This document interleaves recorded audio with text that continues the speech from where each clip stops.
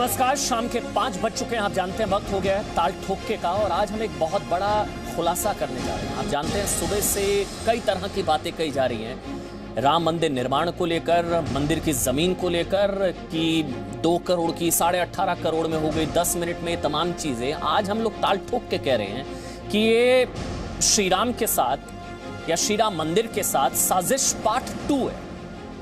मतलब आप समझिए, घोटाला, बहाना, मंदिर निशाना। क्या आरोप लग रहे हैं सुबह से? आपने देखा होगा, कहा गया कि 2 करोड़ में जमीन खरीदी गई। ध्यान से सुनिएगा आरोप, फिर आरोपों की सच्चाई आपको बताएंगे। आरोप ये हैं जो संजय सिंह ने लगाए हैं, इसके अलावा समाजवादी पार्टी के नेताओं ने लगाए हैं, कांग्रेस भी लगा रही है कि 2 करोड़ में खरीदी गई जमीन 10 मिनट बाद उसी जमीन का 18.5 करोड़ में अग्रीमेंट कैसे हो गया। बहुत सीरियस चार्ज, पहली बार में सुनने को लगता है ये कैसे हो सकता है भाई। राम भक्तों के साथ धोखा हो गया ये तो, कि हम लोग जब तमाम हिंदू राम भक्त जो हैं वो एक एक पाई जो है अपनी श्रद्धा से ट्रस्ट में पैसा दे रहा है। लेकिन क्या खेल हो रहा है? पहली नजर में ऐसा लगेगा आपको। सुनिएगा बहुत ध्यान से कि 2 करोड़ में खरीदी गई जमीन जिसकी रजिस्ट्री 2 करोड़ में हुई, 10 मिनट बाद उसी जमीन के लिए ट्रस्ट के साथ जो अग्रीमेंट हुआ वो 18.5 करोड़ में कैसे हो गया।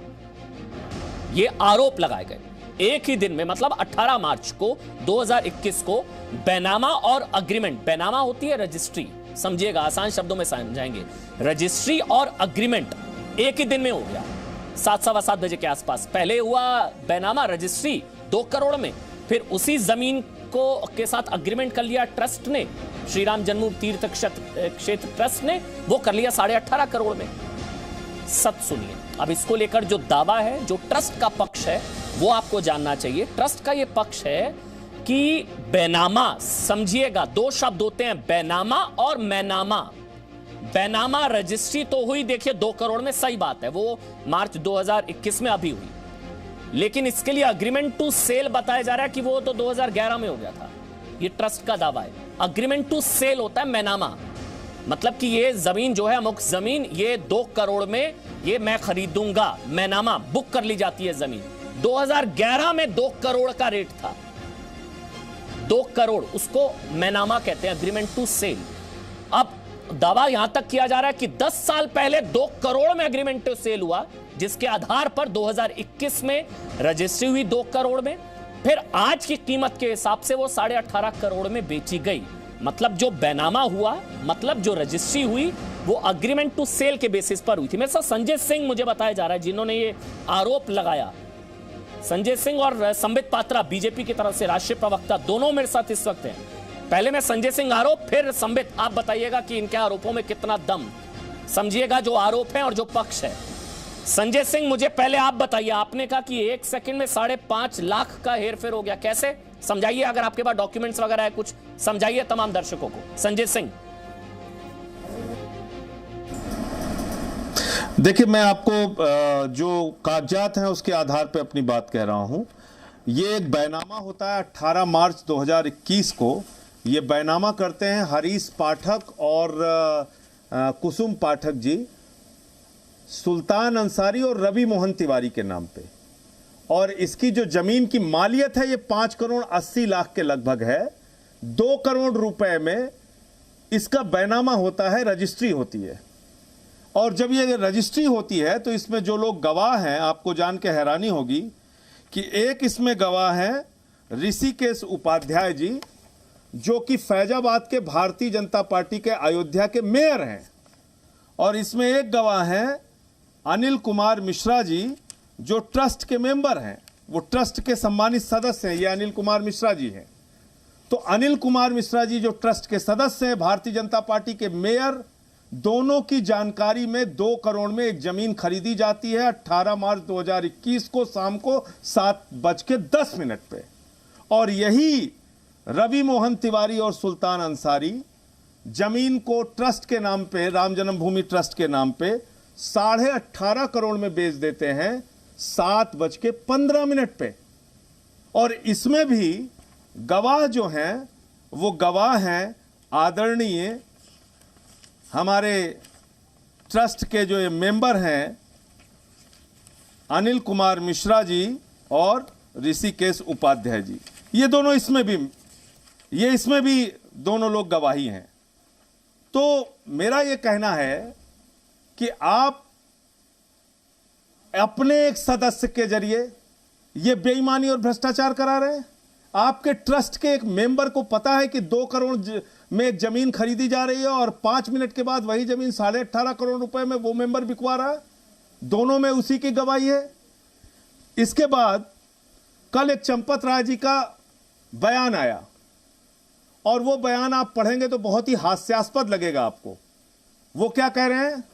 वो कह रहे हैं उक्त भूमि के खरीदने के लिए वर्तमान विक्रेता गणों ने वर्षों पूर्व जिस मूल्य पर रजिस्टर्ड अनुबंध किया था उस भूमि को उन्होंने 18 मार्च 2021 को बैनामा कराया, तत्पश्चात ट्रस्ट के साथ अनुबंध किया। अब आप मुझे बताइए, इन्होंने साफ तौर पे लिखा है कि हरीश पाठक और कुसुम पाठक के साथ पूर्व में कोई एग्रीमेंट सुल्तान अंसारी और रवि मोहन तिवारी ने किया था।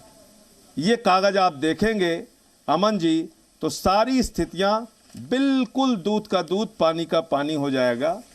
जब आप कोई बैनामा कोई रजिस्ट्री करते हैं, अगर पूर्व में आपने कोई एडवांस दिया है, कोई एग्रीमेंट किया है, किसी प्रकार का कोई करार किया है, तो बैनामा करते वक्त उसका जिक्र होता है। ये मेरे पास 18 मार्च 2021 का बैनामा के रजिस्ट्री का कागजात है जिसमें साफ तौर पे लिखा है कि विकृत जमीन सभी प्रकार के भारों और प्रभारों से मुक्त है। विकृत जमीन सभी प्रकार के भारों और प्रभारों से मुक्त है। इसका मतलब पूर्व में किसी एग्रीमेंट का, किसी पेशगी का, किसी एडवांस का जिक्र इस बैनामे में है ही नहीं। संजय जी आप बिल्कुल ठीक कह रहे हैं, आपने बहुत ही चतुराई से चंपत राय जी की बात अपने आप में बैनामा, जितने लोग इस वक्त ताल ठोक के देख रहे हैं उनको बताना चाहूंगा, बैनामा होती है रजिस्ट्री, लेकिन वो बैनामा जिस मैनामा के बेसिस पर हुई थी अग्रीमेंट टू सेल, वो सितंबर 2019 शायद संभवतः 2011 में हुआ था। यानी कि 2 करोड़ का एग्रीमेंट टू सेल 2011 में हुआ था। ये ट्रस्ट का दावा है। संबित, इसको लेकर क्या आपके पास कोई डॉक्यूमेंट्स हैं? क्योंकि वो डॉक्यूमेंट्स दिखा रहे हैं। क्या आपके पास डॉक्यूमेंट्स हैं संबित? क्योंकि आप लोग दावा कर रहे हैं कि 2011 में हुआ था एग्रीमेंट टू सेल। संबित। हाँ अमन जी, सॉरी मैं कनेक्ट नहीं हो पाया था, फ़ोन कट गया था। अब मैं जुड़ा हूँ और मैंने टीवी के माध्यम से जो संजय जी ने कहा है उसको सुना है। मुझे थोड़ा वक्त दीजिए, मैं इसको समझाने का प्रयास करता हूँ। ऐसे ये विषय न्यास का है, न्यास इस पे अपना विषय को रख रही है, मगर फिर भी चूंकि ये करोड़ों लोगों के आस्था का विषय है, इसे बहुत अच्छे तरह से समझाने की आवश्यकता है। देखिए, मुख्य जो आक्षेप लगा है न्यास के ऊपर, वो आक्षेप है कि 10 मिनटों के अंदर जो जमीन 2 करोड़ की थी वो 18.5 करोड़ की कैसे हो गई। तो कहीं ना कहीं एक बहुत बड़ा घोटाला है और बहुत सारा पैसा गबन कर लिया गया है। देखिए, ये कहानी 10 मिनट की नहीं है। मैं अभी कागजों के माध्यम से ये सिद्ध करूंगा कि ये जो पूरी कहानी है, ये जो अंतराल है, ये 10 वर्षों का अंतराल है। अर्थात जो पहला एग्रीमेंट टू सेल, आप लोग बैनामा मैनामा कहते हैं, आम जीवन में कई लोग एग्रीमेंट टू सेल और सेल डीड के रूप में इन चीजों को जानते हैं, तो मैं एग्रीमेंट टू सेल और सेल डीड के रूप में इसे कहूंगा। तो जो पहला एग्रीमेंट टू सेल हुआ था, एग्रीमेंट टू सेल 2011 में हुआ था। मैं ये कागज आपको प्रस्तुत करना चाहूंगा। आप देख सकते हैं ये कागज है, पहला एग्रीमेंट है। और मैं कैमरा पर्सन से कहूंगा जरा इसको आप पैन करके आप इस डेट को दिखाइए जो पहला एग्रीमेंट हुआ था। आप देख सकते हैं इसमें 2011 लिखा रहेगा, एग्जैक्ट 4/3/2011, 4/3/2011 ये पहला एग्रीमेंट हुआ है। इसमें मैं रकम एग्जैक्टली पढ़ नहीं पा रहा हूं, मगर मैं जो रकम देख पा रहा हूं और आप भी देख सकते हैं वो लगभग 1,99,00,000 का है। और that means for practical purpose आप लगभग उसे 2 करोड़ का ले सकते हैं। नाम क्या है?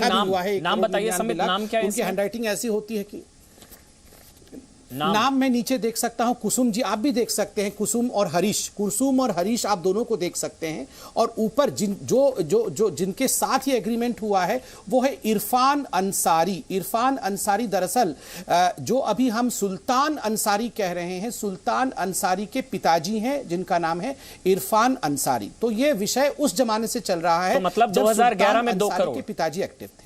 इस जमीन के 2 करोड़ 1,99,00,000 मैं, क्योंकि हैंडराइटिंग इनकी मैं पढ़ नहीं पाता हूं, मगर मैं देख पा रहा हूं, आप भी देख सकते हैं 1,99,00,000 के आसपास लिखा हुआ है। अब 2 करोड़ पर प्रैक्टिकल पर्पस, ये 2011 का डॉक्यूमेंट छोड़ दीजिए, वो एक 2011 का मैंने आपको डेट दिखाया है, ये 2011 4/3/2011 मैंने आपको डेट दिखाया है। इस जमीन के बारे में 2-3 चीजें मुझे बताना यहां अनिवार्य रहेगा, क्योंकि ये पूरा मैं चाहता हूं कि आपके चैनल पे इसको सेटल किया जाए। देखिए, ये जमीन बहुत ही स्ट्रैटेजिकली लोकेटेड है, रेलवे स्टेशन के पास है और बिल्कुल न्यास चाहती है इसको राम मंदिर ट्रस्ट के साथ जोड़ करके जो भव्य राम मंदिर बनाया जा रहा है उसका हिस्सा ये जमीन भी बने।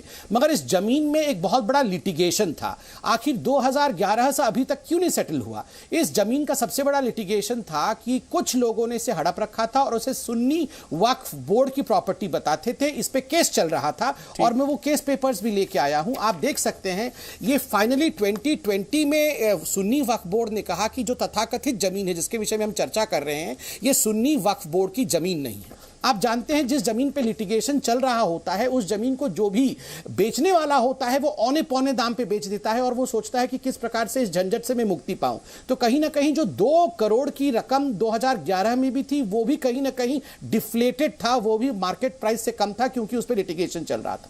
चूंकि 2020 में ये सॉल्व हुआ तो इसको फाइनली 2021 में न्यास ने लिया। अब सुनिए, रूल होता है कि आपको इसको बीच बीच में रिन्यू करना होगा, ये जो एग्रीमेंट ऑफ सेल है। तो मैं आपको 2 और दिखाता हूं एग्रीमेंट ऑफ सेल। ये है 2014 का एग्रीमेंट ऑफ सेल। आप अगर इसको मोड़ के देखेंगे तो यहां पर डेट लिखा हुआ है 4/3/2014। ये 4/3/2014 को फिर रिपीट हुआ है ये एग्रीमेंट ऑफ सेल, जिसके विषय में मैं आपको बता रहा हूं। वही लोग हैं, ये आप देख सकते हैं फोटो। उसके बाद ये फाइनल जो एग्रीमेंट के विषय में हम बात कर रहे हैं, मैं कैमरामैन से कहूंगा इसको आप पैन करके दिखाएं। ये 2019 के एग्रीमेंट के विषय में जहां 2 करोड़ रुपए मेंशन है, मैंने इसको अंडरलाइन किया है। ये 2 करोड़ रुपए आप देख सकते हैं और जो लोग अभी मेंशन हो रहे थे उन सबके नाम, फोटोज इत्यादि देख सकते हैं। और डेट आप यहां देख सकते हैं 7/9/2019, यह भी आप देख सकते हैं। तो स्वाभाविक रूप से 3 एग्रीमेंट मैंने दिखाया। मुझे नहीं पता इससे अधिक एग्रीमेंट भी हो सकती है, मगर 3 एग्रीमेंट ये हमारे पास मौजूद है जो मैंने आपको दिखाया। अब सुन लीजिए, मेरे को सिर्फ आप और 50 सेकंड दीजिए क्योंकि ये समझाना करोड़ों हिंदुओं को बहुत जरूरी है। तो ये 2019 के सितंबर महीने में जो ये एग्रीमेंट मैं आपको दिखा रहा हूं 2 करोड़ का था, 2011 में भी 2 करोड़ का था, डिफ्लेटेड मार्केट प्राइस पे था। जब उसके बाद नवंबर के महीने में सुप्रीम कोर्ट ऑर्डर पास करती है कि भव्य राम मंदिर का निर्माण होगा, तो स्वाभाविक है हर कोई चाहता था कि अयोध्या में जमीन खरीदे, मार्केट प्राइस भी बढ़ जाता है। और अयोध्या में एक न्यू अयोध्या बनाने के लिए उत्तर प्रदेश सरकार भी 1200 हेक्टर जो है एकड़ जो है जमीन एक्वायर करने का प्रोसेस आरंभ करती है। उत्तर प्रदेश की सरकार ये निर्णय लेती है कि जो भी जमीन उत्तर प्रदेश की सरकार एक्वायर करेगी वो 4 गुने रेट पर, अर्थात जो भी मार्केट प्राइस है उससे 4 गुना रेट पे एक्वायर करेगी। आप देखिए, ये जिस जमीन के बारे में हम बात कर रहे हैं उसको लोग कह रहे हैं कि सर्कल रेट जो सर्कल रेट है वो लगभग 5 करोड़ 80 लाख का है। तो आप इसको 4 गुना कर दीजिए तो 23, 24, 25 करोड़ के आसपास बैठेगा। अगर उत्तर प्रदेश की सरकार यही जमीन खरीदती और इसको फिर न्यास को देती एक्वायर करके नए अयोध्या के अंतर्गत, तो ये लगभग 24-25 करोड़ का बैठता। मगर न्यास ने इसे 18.5, क्योंकि न्यास ने देखा कि ये प्राइम प्रॉपर्टी 18.5 में भी सस्ता खरीदा है, तो न्यास ने इसके साथ न्यास ने पता लगाया कि मार्केट रेट भी लगभग 20-22 करोड़ का है, उसके बावजूद उन्होंने 18.5 में खरीदा। ये ऐसे हुआ। तो देखिए, न्यास 1 मिनट में जवाब ले लेता हूं, ये बहुत इंपॉर्टेंट है। समित, अब 1 मिनट में जवाब ले लेता हूं। समित, मैं एक बार जवाब लेता हूं। संजय सिंह जी, बैनामा बताया, मैनामा क्यों नहीं बताया? बैनामा मतलब रजिस्ट्री तो बता दिया आपने, आधा सच बताया। आधा सच शायद संबित ने बताया कि भाई ये आर्टिकल, ये जो है अग्रीमेंट ऑफ सेल, यानी कि बैनामा तो 2011 में, क्या बैनामा नहीं हुआ था? आपको नहीं पता था बैनामा नहीं हुआ था?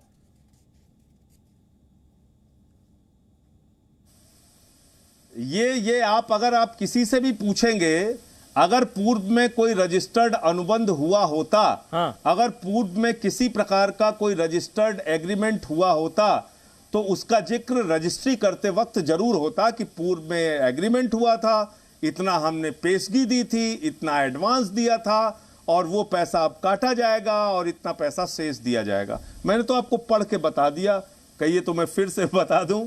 इसमें साफ तौर पे लिखा हुआ है, ये लाइन आप देख लीजिएगा, इसमें साफ तौर पे लिखा हुआ है विकृत जमीन सभी प्रकार के भारों और प्रभारों से मुक्त। नहीं, वो तो अब तो संबित कागज दिखा रहे हैं 2011, 14, 19 के। आपने कोई जांच की थी? क्योंकि संबित ने जांच की या बीजेपी या इनको पता लग गया कि 2011 में भी हुआ था भाई आर्टिकल जो अग्रीमेंट ऑफ सेल जिसको मैनामा कहा जाता है, आपने कोई जांच की थी क्या कि कोई मैनामा तो नहीं हुआ था? कि यहाँ पे आप जो आरोप लगा रहे हैं वही फुस हो जाएंगे फिर तो, कि ये तो आर्टिकल अग्रीमेंट ऑफ सेल तो 2000, आपने कोई जांच की थी क्या जब इतने सीरियस चार्ज आपने लगाए, जो कि अब लग रहा है प्राइमा फेसी के तो पहले का रेट था 2 करोड़ 2011 का? कोई आपने जांच की थी? मैनामा हुआ था ऐसा कुछ आपने जांच की थी? मैं दावे के साथ इसी आधार पर कह सकता हूं कि ये जो बैनामे का कागज मेरे पास है, कल तक इन्होंने क्या किया, कल तक पूरी भारतीय जनता पार्टी, आरएसएस और राम जन्मभूमि ट्रस्ट एक ही बात घुमा फिरा के कह रहे थे, ये कागजात फर्जी है, ये कागजात झूठा है, ये तो गलत है, ये तो ऐसा है, ये तो वैसा है। बाद में खुद उन्होंने मान लिया कि जमीन खरीदी और महंगी जमीन खरीदी। अब उनके महंगी जमीन का सच मैं सामने लेके आ गया, फिर वो कह रहे हैं साहब ये पहले एग्रीमेंट हुआ था 2 करोड़ में, उसका भी सच मैंने आपको दिखा दिया। मैं इस कागजात के आधार पे कह रहा हूं कि इस रजिस्ट्री के पेपर में मुझे ये बताइए पूर्व में किए गए किसी भी एग्रीमेंट का, किसी भी एडवांस पैसे के लिए जाने का कहीं कोई जिक्र नहीं है। ये ठीक है, इसमें जिक्र नहीं है। क्या आपने अपने स्तर पर जांच की? जब आप इतने सीरियस चार्ज लगा रहे हैं कि जमीन घोटाला और पता नहीं क्या क्या, आपने जांच करी थी? मैंने आपको बताया कि ये अगर कहीं भी कोई एग्रीमेंट पूर्व में हुआ होता तो रजिस्ट्री के पेपर में उसका जिक्र होता, जो नहीं है मैंने आपको दिखा दिया। इसमें कहीं और से पता हम क्यों करेंगे? अगर एक रजिस्ट्री मुझे मिली जिसमें अगर ये लिखा होता कि भाई इसमें पहले ये एग्रीमेंट हुआ, वो एग्रीमेंट हुआ, वो एग्रीमेंट हुआ, तब हम उसका पता करते। जो रजिस्ट्री मुझे मिली जो अभी 18 मार्च 2021 की है, उसमें कहीं इस बात का जिक्र ही नहीं है। तो पता करने का किसी के लिए, मेरे लिए या आपके लिए, तो किसी के लिए क्या कारण नहीं समझा? क्योंकि रजिस्ट्री का नियम यही है, अगर पूर्व में कोई एग्रीमेंट हुआ है, संजय जी आप खुद अपने आप से करना पड़ता है कि आपने ये जरूरी नहीं समझा कि आप इतना बड़ा आरोप लगा रहे हैं कि 1 सेकंड में 5.5 लाख गबन, आपका जो शब्द है, आपने जरूरी नहीं समझा कि मैं पता तो कर लूं, हो सकता है पहले अग्रीमेंट ऑफ सेल हो गया हो? जरूरी नहीं समझा? ये कहना ही अपने आप में बुनियादी रूप से झूठ है, क्योंकि अगर किसी प्रकार का एग्रीमेंट होता तो इस रजिस्ट्री में उसका जिक्र होता। जैसे ये कल झूठ बोल रहे थे कि साहब ये कागज फर्जी है, और बाद में इनको मानना पड़ा कि हाँ ये सब कुछ सही है, और महंगी जमीन, अब महंगी जमीन की बात भी ले लेते हैं, समय 30 सेकंड में चलिए ये भी बात मान लेते हैं इनकी। आप मुझे बताइए, जिस जमीन की मालियत लिखी हुई है, जिस जमीन की मालियत 5 करोड़ 80 लाख है, तो अगर बहुत महंगी आप जमीन ले रहे थे तो 5 करोड़ 80 लाख में लेते। 18 करोड़ 18.5 करोड़ का फिगर कहां से आ गया भाई?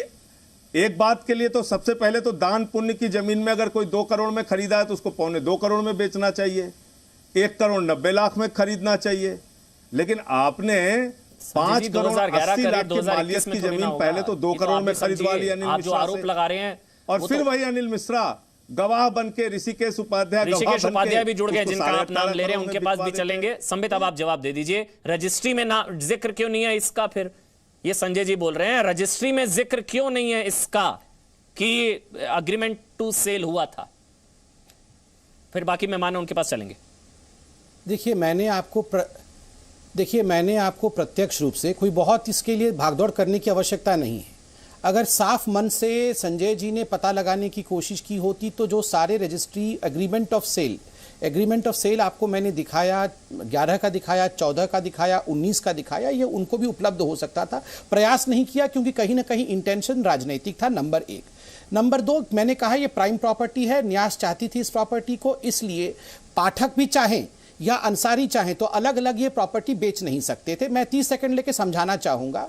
दोनों अलग अलग बेच नहीं सकते थे क्योंकि 2011 से एग्रीमेंट ऑफ सेल हो चुका था, 2 करोड़ का हो चुका था, और अंसारी के पास सेल डीड नहीं था तो वो भी बेच नहीं सकते थे। इसलिए ये त्वरितता जो 10 मिनट कहा जा रहा है ना, न्यास ने ये डिसाइड किया कि उसी दिन, जिस दिन की बात हो रही है 10 मिनट की बात, उसी दिन पाठक जो हैं कुसुम जी और हरीश जी, ये उसको ट्रांसफर करेंगे एग्रीमेंट ऑफ सेल के अंतर्गत। जो पैसा बताया था उन्होंने 2 करोड़ का अंसारी जी को, और अंसारी जी हमें 18.5 करोड़ में देंगे। और अंसारी जी का बयान है कि मार्केट रेट 20 करोड़ का है, फिर भी मैंने उनको कम में दिया। और न्यास का भी इसमें मैंने सुना है स्टेटमेंट है कि हमें भी लगा कि मार्केट रेट से हमें अगर 1.5-2.5 करोड़ कम मिल रहा है तो हमने इसे उचित माना। मैं अंत में इतना कहना चाहूंगा, इसमें कोई भी गलत, सब कुछ व्हाइट में हुआ है, सब कुछ अकाउंट में गया है, सब कुछ बिल्कुल बही खाते के अनुसार हुआ है। कोई भी अनअकाउंटेड कैश अर्थात हवाले का कोई भी यहां स्कैम नहीं है। इस बात को स्पष्ट रूप से रखने की जरूरत है। और अंत में 10 सेकंड में इतना कहूंगा, जिस चंपत राय जी के विषय में इतना कुछ कह गए,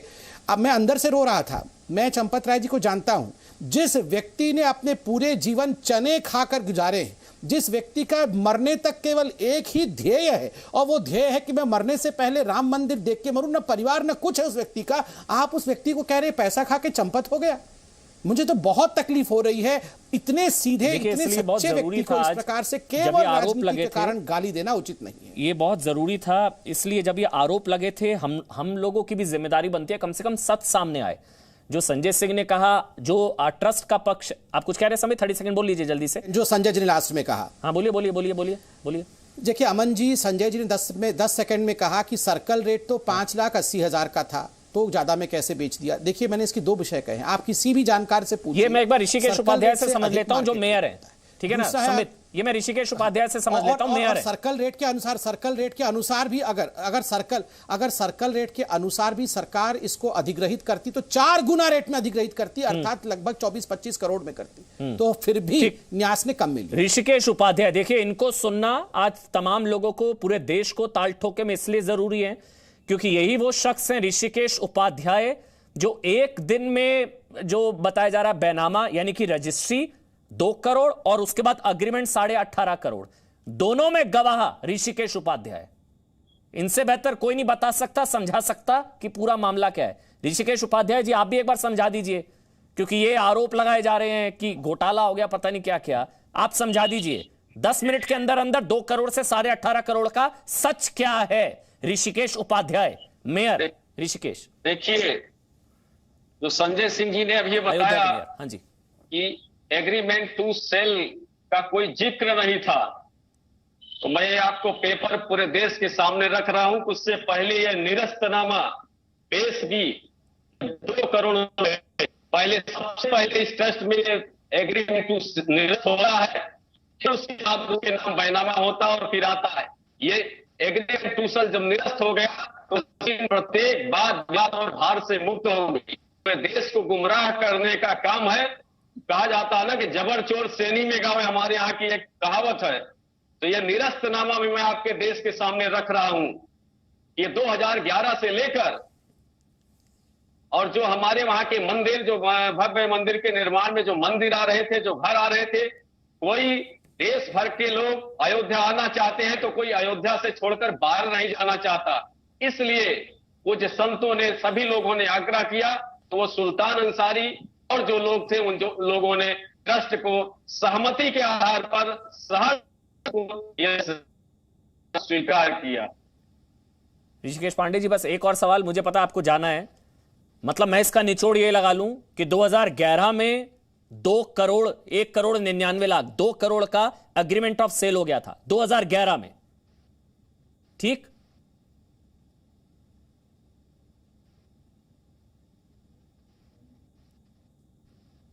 मेरी आवाज पहुंच रही है ऋषिकेश जी?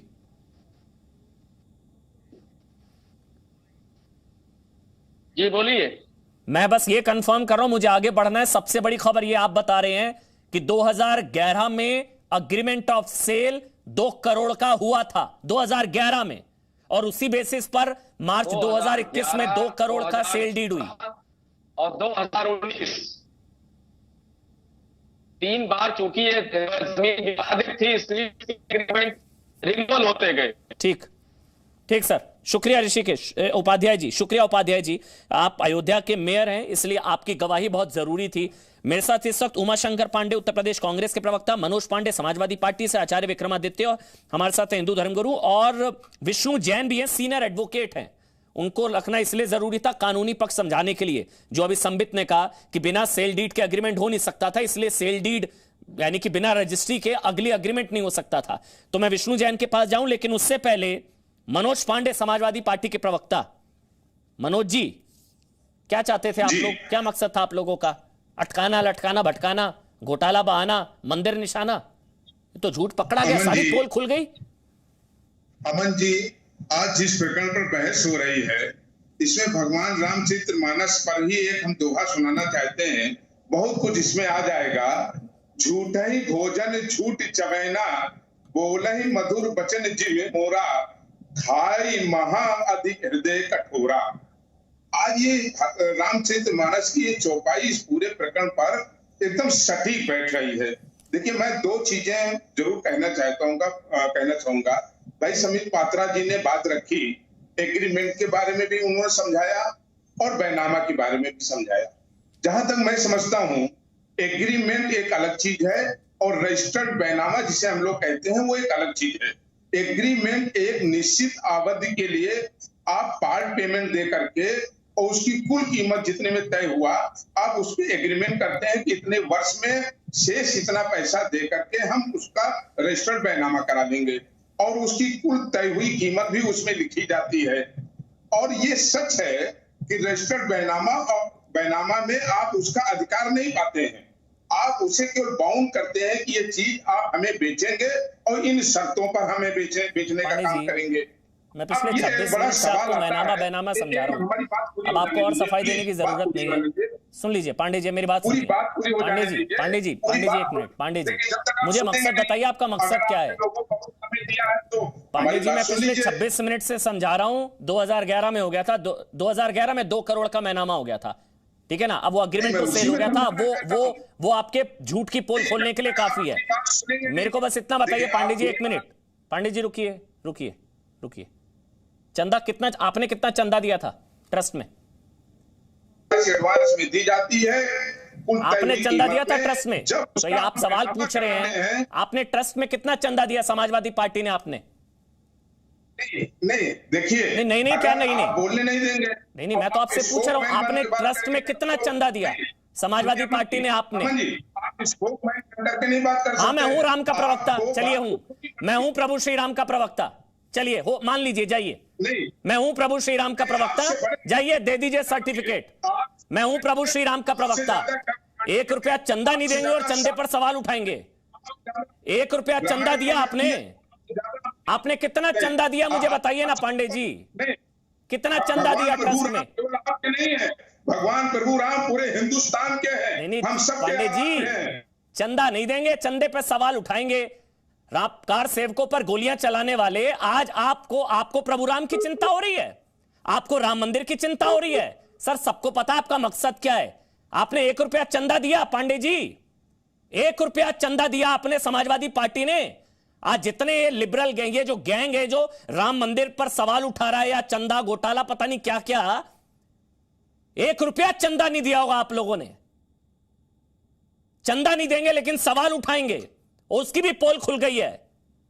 तो राम के साथ कौन धोखा कर रहा है या कौन सी साजिश हो रही है, यह पूरे देश को समझ में आ रहा है। विष्णु जैन, 2011 में हो गया था अग्रीमेंट ऑफ सेल। ये क्यों झूठ बोला जा रहा था देश से? ये तो अभी पता लगा 2011। अब चाह रहे हैं 2011 में 2 करोड़, तो 21 में भी 2 करोड़ में खरीदो। Vishnu Jain, advocate, supreme court. जी देखिए, संजय जी ने जिस तरह से फैक्ट्स प्रस्तुत किए हैं, उस तरह से ऐसा लगता है कि बहुत बड़ा स्कैम हुआ है। पर अगर आप इस केस की पूरी चीज़ों को एज अ होल देखें, जो संबित पात्रा जी ने भी एक्सप्लेन किया, तो आपको सारी बातें क्लैरिटी से समझ में आएंगी। और मैं अपनी बात को कहने से पहले सबसे पहले ये स्पष्ट कर दूं, संजय जी ने अपने सारे वक्तव्य में एक बयान बहुत गलत दिया। उन्होंने कहा कि अगर ज़मीन खरीदनी थी तो आप सर्किल रेट पर खरीदते। ये सेटल्ड प्रिंसिपल है। और अमन जी, एक नहीं, 1000 1 लाख रजिस्ट्री हिंदुस्तान में ऐसी होती हैं जो सर्किल रेट से ऊपर होती हैं। सर्किल रेट का मतलब होता है, संजय सिंह तो सांसद, उनको पता होना चाहिए, सर्किल रेट का मतलब होता है किसी भी लैंड की मिनिमम वैल्यू, जो उस जगह का डिस्ट्रिक्ट मजिस्ट्रेट तय करता है, उस लैंड की मिनिमम वैल्यू जिसके नीचे रजिस्ट्री नहीं हो सकती है और जिसपे आपको स्टैंप ड्यूटी देनी है। तो सर्किल रेट एक मिनिमम वैल्यू होती है, but that is not the maximum value.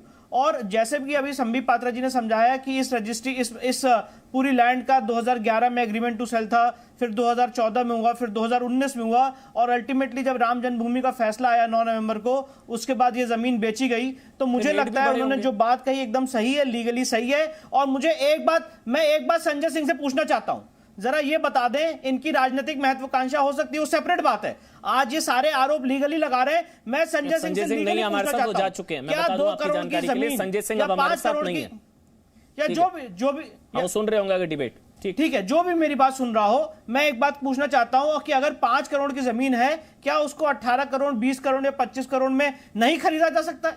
कोई भी ऐसा लीगल व्यक्ति हिंदुस्तान में बात कह सकता है? नहीं कह सकता है। आज जो भी जमीन का सर्किल रेट होता है, 2 करोड़, 5 करोड़, 18 करोड़, विष्णु जैन, मकसद सबको पता है, मकसद सबको पता है। ये अटकाने लटकाने भटकाने वाली ही गैंग है। उमाशंकर पांडे जी अब मेरे साथ हैं, उत्तर प्रदेश कांग्रेस के प्रवक्ता हैं। फिर मैं आचार्य विक्रमादित्य आपके पास आऊंगा।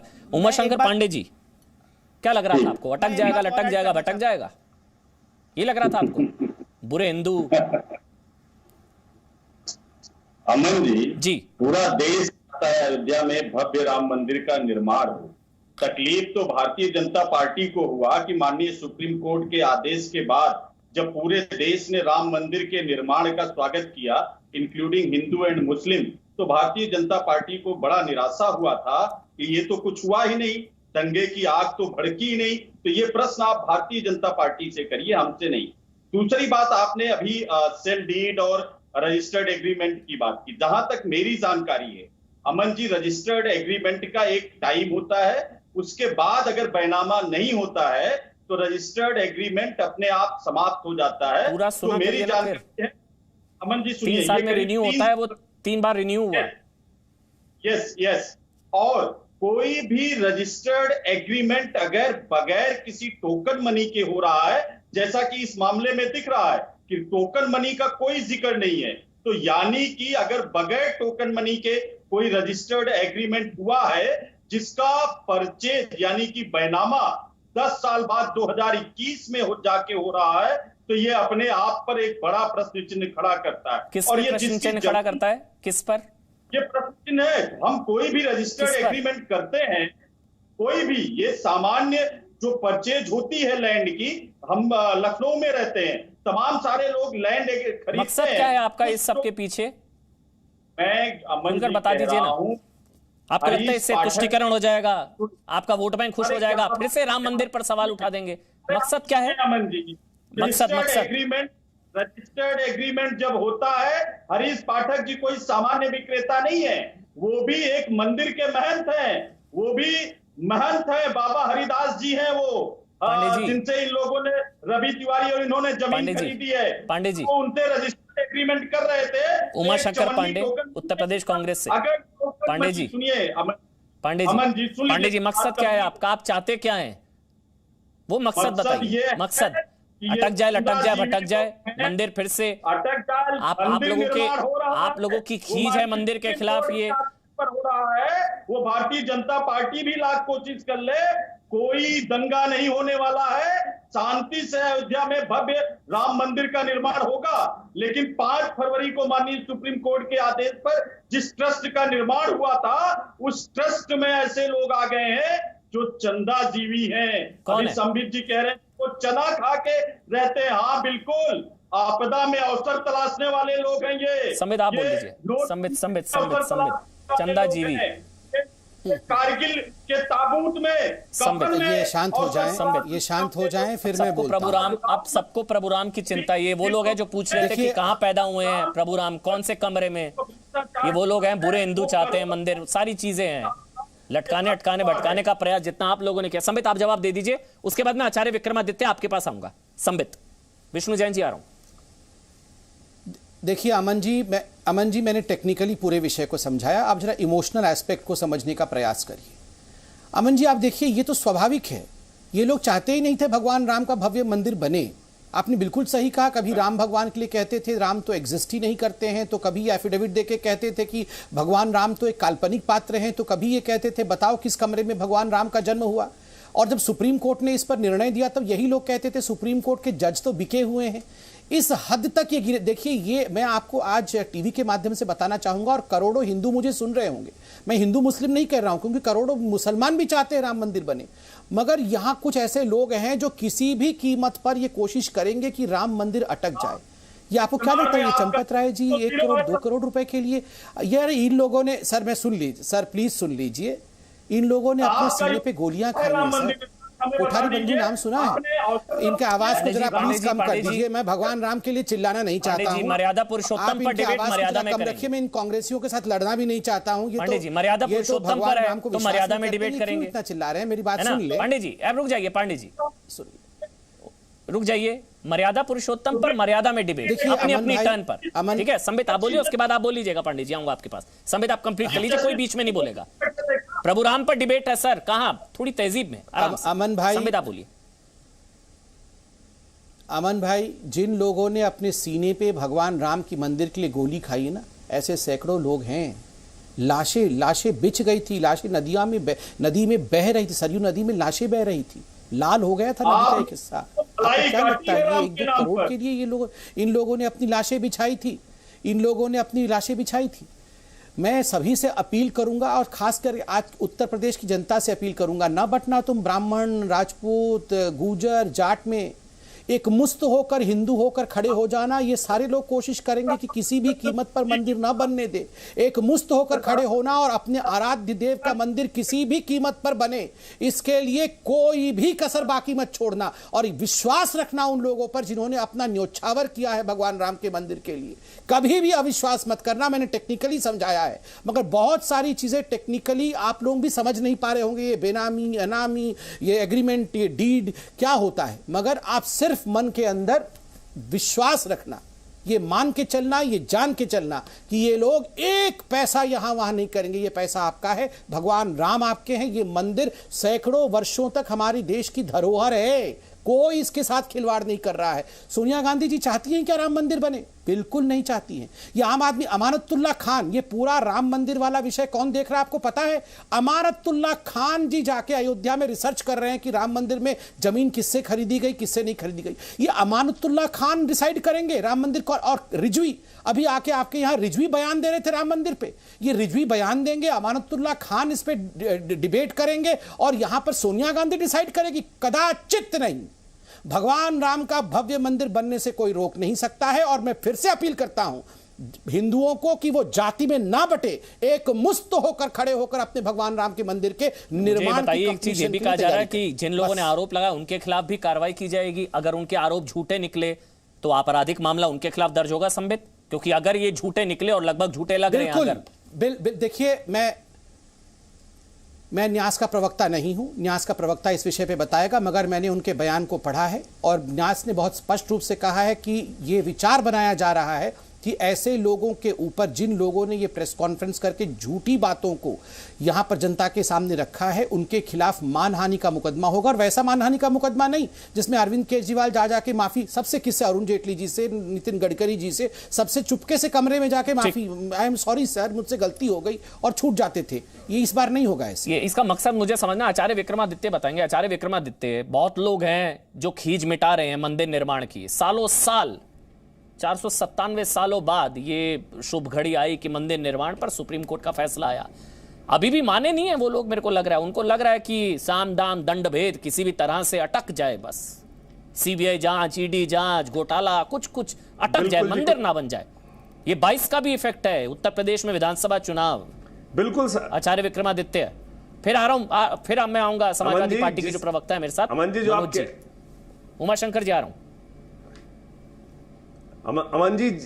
अमन जी, जिस प्रकार आप कह रहे हैं बिल्कुल सत्य है। आज दूध का दूध, पानी का पानी जिस प्रकार से हो गया है, जिस प्रकार का आक्षेप लगाने का प्रयास किया, मैं कहता हूं डिफेमेशन का केस इनके ऊपर अच्छा वाला होना चाहिए। और पहले भी जिस प्रकार से इन्होंने ऐसे अनर्गल प्रयास किए हैं, मैं सावन के अंधे हरा ही हरा दिखता है, जिन्होंने जिंदगी भर घोटाले करके अपने जेब भरी है और दूसरों को भी वो ऐसा ही समझते हैं। और भगवान राम का जो अद्भुत कार्य जब होने जा रहा है, इसमें इसका जिस प्रकार से रोड़े अटकाने का सुप्रीम कोर्ट में एफिडेविट दे देकर जो काम किया कि इलेक्शन के बाद आप डिसीजन दे दीजिएगा, वो कौन थे? वो सब लोग सामने हैं और उन्हीं पार्टी के लोग यहां पांडे जी बनकर बैठे हैं और जिस प्रकार के एलिगेशन लगाने का प्रयास कर रहे हैं। सिंगल लाइन एजेंडा इनका सिर्फ यह है कि केवल राजनीति होती रहे और राम मंदिर के रोड़े अटकाते, राम मंदिर में रोड़े अटकाते रहे। अब वो समय नहीं है। पूरी देश की जनता जानती है, जिन लोगों ने, आपने सही प्रश्न किया कि जिन लोगों ने एक नया पैसा राम मंदिर में नहीं दिया, आज वो दावेदार बन के खड़े हो गए हैं कि इसमें घोटाला हो रहा है। जिन लोगों ने एक पैसा, नया पैसा अपनी जेब से निकालकर उस सहयोग राशि की तरफ, राम मंदिर निर्माण की तरफ नहीं दिया। यहां बैठे पैनलिस्ट जितने भी थे, इनमें से संजय सिंह हो, चाहे वो समाजवादी के हो, चाहे वो ये पांडे जी कांग्रेस के हो, किसी ने सहयोग करने का प्रयास नहीं किया। केवल राजनीतिक रोटियां सेकते हुए ये कुत्ते की दुम है, सुधरने वाले नहीं है, टेढ़े के टेढ़े जिंदगी भर रहने वाले हैं। इनका कोई औचित्य नहीं है, ये वर्णशंकर है वास्तविक तौर पर, और इनका इस समाज में कोई रहने का औचित्य नहीं है। मैं कहता हूं इनका पूरा संपूर्ण बहिष्कार होना चाहिए। मनोज पांडे जी, वातावरण ये बनाने का प्रयास कर रहे हैं, स्टेटमेंट से राम के काज में रोड़े अटकाने का काम कर रहे हैं। हो सकता है ठीक बात हो मनोज पांडे जी, फायदा मिलेगा चुनावों में, इससे पोलराइज होगा और वोट बैंक में मैसेज चला जाएगा, है ना पांडे जी? फायदा मिल सकता है मनोज पांडे? देखिए अमन जी, ये जो लोग बैठे हैं, हमारे साथी जो भी कह रहे थे, ये भगवान के ठेकेदार नहीं है। भगवान राम के लिए इनको कोई एग्रीमेंट नहीं भारत के हिंदुओं ने किया है। और मैंने पहले भी कहा कि दुष्ट है, आप लोग तो दुष्ट है, बोलने दीजिए, ऐसे नहीं, आप लोग वास्तविक तौर पे दुष्ट है। आचार्य विक्रमादित्य ऐसे नहीं, रोड़े अटकाने का काम करते हैं। आचार्य विक्रमादित्य ऐसे नहीं, उनको बोलने दीजिए। समाजवादी पार्टी से तो क्या हो गया, राम भक्त बनना चाह रहे हैं, बनने दीजिए, एक्टिंग कर रहे हैं, कोई नहीं। रावण भी ब्राह्मण से उत्पन्न हुआ था और राम का विरोध किया। आचार्य विक्रमादित्य ऐसे नहीं, आप भी वही लगते हैं मुझे वास्तविक। ठीक है आचार्य विक्रमादित्य, मैं आपसे रिक्वेस्ट कर रहा हूं भाई, मर्यादा पुरुषोत्तम राम पर ऐसे डिबेट नहीं होती, आप जानते हैं। आप राम भक्त है ना, राम भक्त ऐसा नहीं करते हैं, मत करिए ऐसे, मत बोलिएगा। बोलिए पांडे जी, आप बोलिए, आपको फायदा होगा, आपका वोट बैंक खुश होगा, शाबाशी देगा। बोलिए पांडे जी। माननीय सर्वोच्च न्यायालय ने वहां पर मंदिर के लिए, निर्माण के लिए निर्देश किया है, हम सबने उसका स्वागत किया है। हम सब चाहते हैं कि भव्य मंदिर का निर्माण हो, हम लोग उसके साथ खड़े हैं, लेकिन ये जरूर चाहेंगे कि मंदिर के निर्माण के नाम पर, जमीन के खरीद फरोख्त के नाम पर, करोड़ों लोगों की आस्था का केंद्र बने भगवान अयोध्या के प्रभु राम मंदिर के नाम पर। अच्छा, आप लोग चाहते हैं मंदिर निर्माण हो? चलिए पांडे जी, इसी पर बात कर लेते हैं। पांडे जी, चलिए पांडे जी, सवाल अगर सुन रहे हैं, आप चाहते हैं मंदिर निर्माण हो? ये पूरे हिंदुस्तान के लोगों ने। ठीक है, अब एक मिनट, ऐसे बीच में नहीं कोई बोलेगा। आचार्य विक्रमादित्य, मैं ऑडियो बंद कर दूंगा, ऐसे नहीं बोलेंगे, पर्ची कटवाई है, रुक जाइए, ऐसे नहीं। हाँ पांडे जी, सर्वोच्च न्यायालय के निर्णय को स्वीकार किया, किसी माननीय सर्वोच्च न्यायालय के निर्णय को स्वीकार नहीं किया। मनोज पांडे, आप चाहते हैं मंदिर निर्माण हो? राम मंदिर के पक्ष में आप शुरुआत से थे जी कि पूरे हिंदुस्तान के लोगों ने माननीय सर्वोच्च न्यायालय के निर्णय को सहर्ष स्वीकार किया। तो इसका मतलब आप ये भी मानते हैं कि वो बाबरी मस्जिद विवादित ढांचा था? सर्वोच्च न्यायालय के निर्णय के विरुद्ध किसी ने भी किसी कोर्ट में या कोई रिवीजन वहां पर दोबारा नहीं फाइल किया। तो इसका मतलब हुआ मनोज पांडे जी, आप ये भी मानते हैं, क्योंकि आप राम भक्त हैं, बहुत बड़े राम भक्त हैं आप, और आप चाहते हैं राम मंदिर बने, तो इसका मतलब आप ये भी मानते हैं कि वो बाबरी मस्जिद विवादित ढांचा था जो मंदिर तोड़कर बनाया गया, ये भी आप मानते हैं? एक बार बोल दीजिए। अमन जी, आप अपनी बात किसी दूसरे के मुंह में मत डालिए। नहीं, आप राम भक्त हैं, अभी तो आपने बोला, आप पलटी मार रहे हैं। आप राम भक्त हैं, अभी आपने बोला मैं राम भक्त हूं, मैं चाहता हूं मंदिर निर्माण हो, तो फिर वो बाबरी मस्जिद प्रभु राम का मंदिर तोड़कर बनाई गई और वो विवादित ढांचा था, कह दीजिए, कह दीजिए ना। निर्णय आया, क्या हो गया? लोगों ने मैसेज गलत चला जाएगा वोट बैंक में। बोलिए ना पांडे जी, विवादित ढांचा था वो। माननीय सर्वोच्च न्यायालय का सुप्रीम कोर्ट ने भी बोला है कि मंदिर के अवशेष मिले हैं, मंदिर तोड़कर बनाई गई मस्जिद, बात खत्म। ये आप नहीं करेंगे। सुप्रीम कोर्ट, भाई आप तो राम भक्त थे, अभी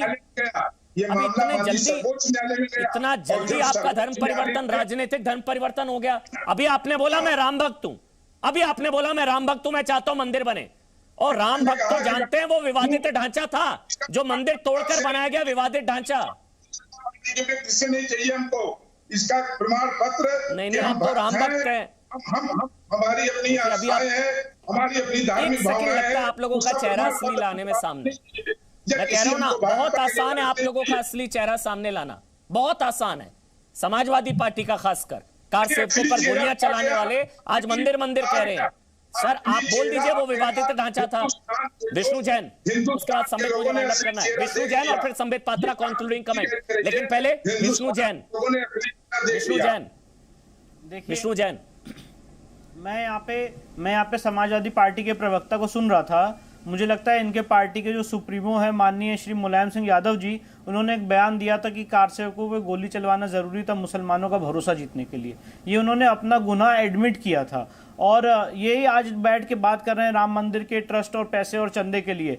दूसरे हमारे कांग्रेस के प्रवक्ता भी बैठे हैं, उसको संदीप भाई ने बहुत अच्छे से बताया कि उन्होंने क्या हलफनामा सुप्रीम कोर्ट में दिया था कि भगवान राम एक काल्पनिक पुरुष हैं, और जो इनके वकील हैं उन्होंने सुप्रीम कोर्ट में कहा था कि रामायण एक काव्य है, इट्स अ मिथ।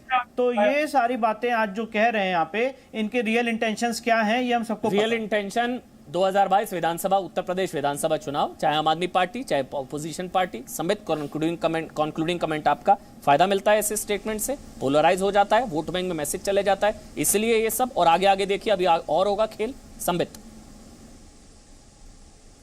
नहीं, अभी तो अमन भाई आप सही कह रहे हैं, आगे आगे 2022 के चुनाव तक तो बहुत कुछ ये सब फैब्रिकेटेड करने वाले हैं। मगर एक बात मैं बता दूं, इस पैनल में भी और वैसे पूरे हिंदुस्तान में और हिंदुस्तान के बाहर भी जिन लोगों ने 1 रुपया भी चंदा दिया है अपने प्रभु श्री राम के मंदिर के लिए, किसी के मन में तनिक भर, रत्ती भर भी संशय नहीं है।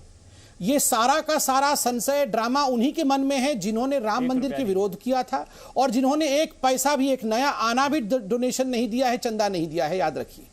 तो इसीलिए मैंने समाजवादी पार्टी के प्रवक्ता से पूछ लिया ना कि 1 रुपया चंदा नहीं दिया, चंदे पर सवाल उठा रहे हैं। बहुत बहुत शुक्रिया संबित पात्रा समाजवादी पार्टी से, मनोज पांडे जी, उमाशंकर पांडे जी, आचार्य विक्रमादित्य और विष्णु जैन, आपका बहुत बहुत शुक्रिया। छोटा सा ब्रेक, ताल ठोक के देख रहे थे आप, छोटा सा ब्रेक ले रहे हैं, छोटा सा break. Presenting B News app available on Google Play and App Store. Download it now.